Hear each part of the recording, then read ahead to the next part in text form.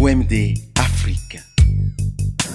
Je viens en ces lieux vous apporter le salut fraternel d'un pays de 274 000 km² où 7 millions d'enfants, de femmes et d'hommes refusent désormais de mourir d'ignorance, de faim et de soif, tout en n'arrivant pas à vivre véritablement depuis un quart de siècle d'existence comme État souverain siégeant à l'ONU.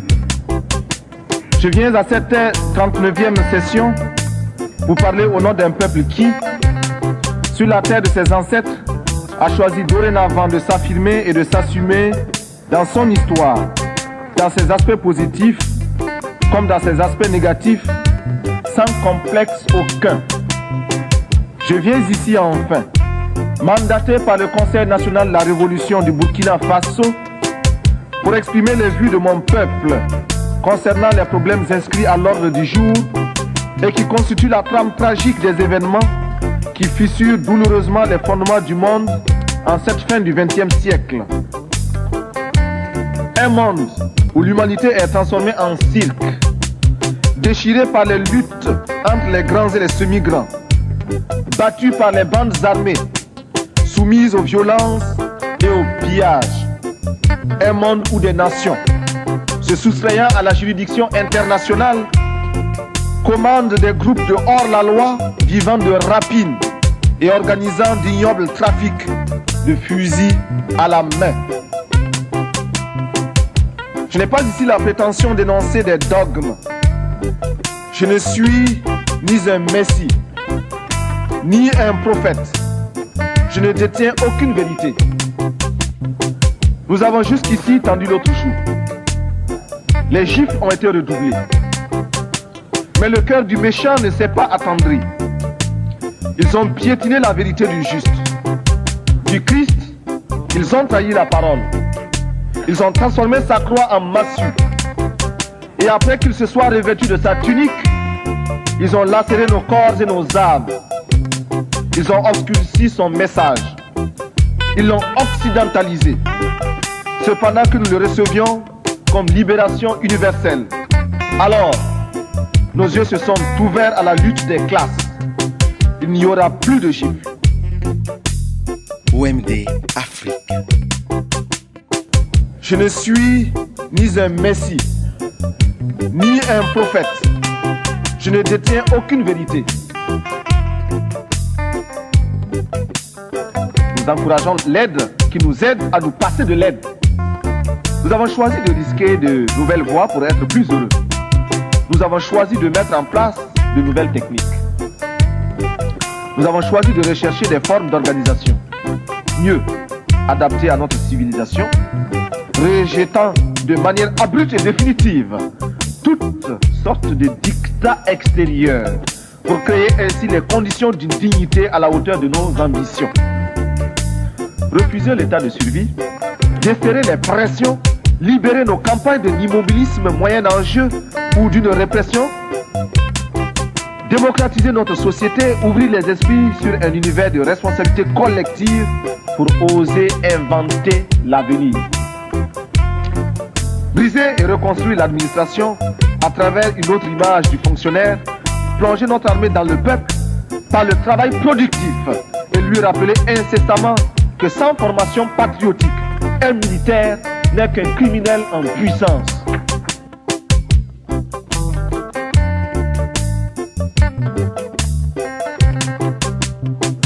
Plus rien ne se fera sans la participation des Burkinabés.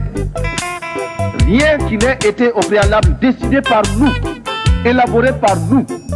Il n'y aura plus d'attentat à notre pudeur et à notre dignité.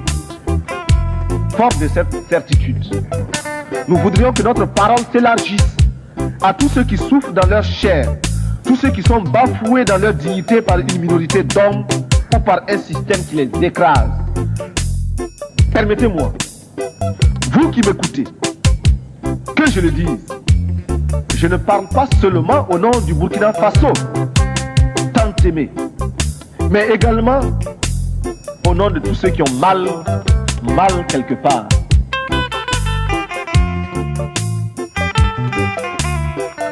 Je parle au nom de ces millions d'êtres qui sont dans les ghettos parce qu'ils ont la peau noire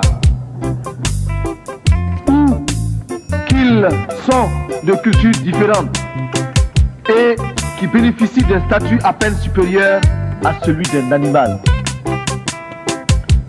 Je souffre au nom des Indiens massacrés, écrasés, humiliés et confinés depuis des siècles dans des réserves, afin qu'ils n'espèrent à aucun droit et que leur culture ne puisse s'enrichir en convolant en noces heureuses au contact d'autres cultures, y compris celle de l'envahisseur. Je m'exclame au nom des chômeurs d'un système structurellement injuste et conjoncturellement désaxé, réduit à ne percevoir de la vie que le reflet de celle des plus nantis. Je parle au nom des femmes du monde entier qui souffrent d'un système d'exploitation imposé par les mâles. L'esclave qui n'est pas capable d'assumer sa révolte ne mérite pas que l'on s'apitoie sur son sort. Cet esclave répondra seul de son malheur s'il se fait des illusions sur la condescendance suspecte d'un maître qui prétend l'affranchir. Seule la lutte libère. Je parle au nom des mères de nos pays démunis qui voient mourir leurs enfants de paludisme ou de diarrhée, ignorant qu'il existe pour les sauver des moyens simples que la science des multinationales ne leur offre pas, préférant investir dans les laboratoires de cosmétiques et dans la chirurgie esthétique pour les caprices de quelques femmes ou d'hommes dont la coquetterie est menacée par les excès de calories de leurs repas trop riches et d'une régularité à vous donner, non, plutôt à nous donner, à nous autres du Sahel, le vertige. Je parle aussi au nom de l'enfant. L'enfant du pauvre qui a faim et qui louche furtivement vers l'abondance amoncelée dans une boutique pour riches. La boutique protégée par une épaisse vitre. La vitre défendue par une grille infranchissable. Et la grille gardée par un policier casqué, ganté et armé de matraques. Ce policier, placé là par le père d'un autre enfant qui viendra se servir, ou plutôt se faire servir, parce que présentant toutes les garanties de représentativité et de normes capitalistiques du système. Je parle au nom des artistes, poètes, peintres, sculpteurs, musiciens, acteurs, etc. Hommes de bien qui voient leur art se prostituer par l'alchimie des prestidigitations du show business. J'écris au nom des journalistes qui sont réduits soit au silence, soit au mensonge pour ne pas subir les dures lois du chômage. Je proteste au nom des sportifs du monde entier dont les muscles sont exploités par les systèmes politiques ou les négociants de l'esclavage moderne des stades. Mon pays est un concentré de tous les malheurs des peuples, une synthèse douloureuse de toutes les souffrances de l'humanité, mais aussi et surtout des espérances de notre lutte. Mais c'est pourquoi je vibre naturellement au nom des malades qui scrutent avec anxiété les horizons d'une science accaparée par les marchands de canons. Mes pensées vont à tous ceux qui sont touchés par la destruction de la nature et à ces 30 millions qui vont mourir comme chaque année abattus par la redoutable arme de la faim. Militaire, je ne peux pas oublier ce soldat obéissant aux ordres, le doigt sur la détente, et qui sait que la balle qui va partir ne porte que le message de la mort. Enfin, je veux m'indigner en pensant aux Palestiniens qu'une humanité inhumaine a choisi de substituer à un autre peuple. Hier encore martyrisé à loisir, je pense à ce vaillant peuple palestinien, c'est-à-dire à ces familles atomisées, errant de par le monde à la quête d'un asile.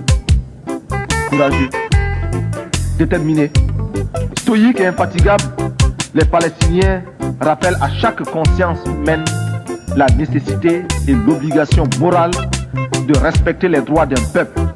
Avec leurs frères juifs, ils sont anti-sionistes.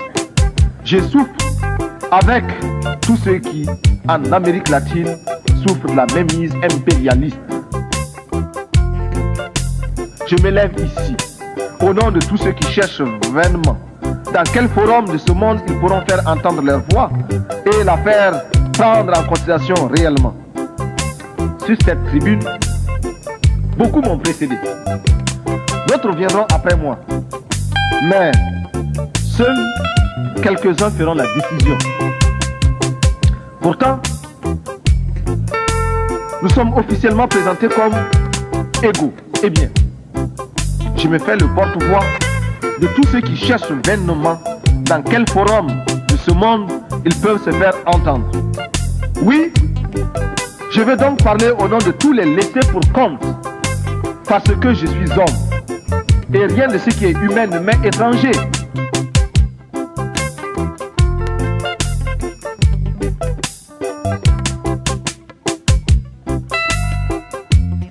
L'Afrique aux Africains, le Burkina Faso aux Burkinabés. Il n'y a plus de duperie possible. J'ai parcouru des milliers de kilomètres. Je suis venu ici pour demander à chacun de vous que nous puissions mettre ensemble nos efforts pour que cesse la morgue des gens qui n'ont pas raison. Pour que s'efface le triste spectacle des enfants qui meurent de faim. Pour que disparaisse l'ignorance. Pour que triomphe la rébellion légitime des peuples. Pour que se taise le bruit des armes et qu'enfin, avec une seule et même volonté, luttant pour la survie de l'humanité, nous parvenions à chanter en chœur avec le grand poète Novalis, je cite, « Bientôt, les astres reviendront visiter la terre d'où ils se sont éloignés pendant nos temps obscurs. Le soleil déposera son spectre sévère, reviendra étoilé parmi les étoiles. Toutes les races du monde se rassembleront à nouveau après une longue séparation. Les vieilles familles orphelines se retrouveront et chaque jour verra de nouvelles retrouvailles, de nouveaux embrassements. Alors, les habitants du temps jadis reviendront vers la terre. En chaque tombe se réveillera la cendre éteinte. Partout brûleront à nouveau les flammes de la vie. Les vieilles demeures seront rebâties, les temps anciens se renouvelleront et l'histoire sera le rêve d'un présent à l'étendue infinie. À bas la réaction internationale, à bas l'impérialisme, à bas le néocolonialisme, à bas le fantoschisme.